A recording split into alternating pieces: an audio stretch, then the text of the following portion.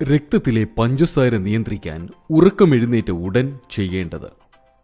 തുടക്കം നന്നായാൽ തന്നെ ഒരു ജോലി പകുതി ഭംഗിയായി എന്ന് പറയാറില്ലേ? ഇത് നമ്മുടെ ജീവിതശൈലിയെ സംബന്ധിച്ചും പരമസത്യമാണ്.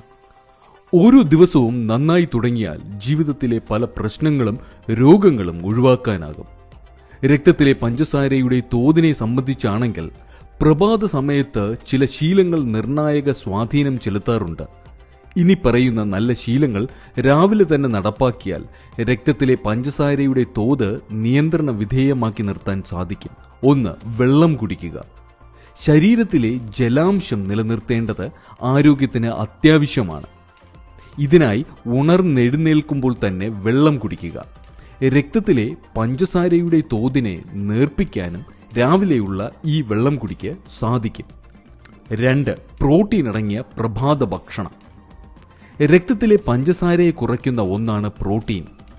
ഇതിനാൽ പ്രഭാത ഭക്ഷണത്തിൽ നിർബന്ധമായും പ്രോട്ടീൻ വിഭവങ്ങളായ മുളപ്പിച്ച പയർ, നട്ട്സ്, ഓട്സ്, മുട്ടയുടെ വെള്ള എന്നിവ ഉൾപ്പെടുത്തുക. ദീർഘനേരം വിശക്കാതിരിക്കാനും പ്രോട്ടീൻ ഭക്ഷണം സഹായിക്കും. ഇത് ഇടനേരത്ത് അനാരോഗ്യകരമായ നട്ട്സ് കഴിക്കുന്ന അവസ്ഥ ഒഴിവാക്കും.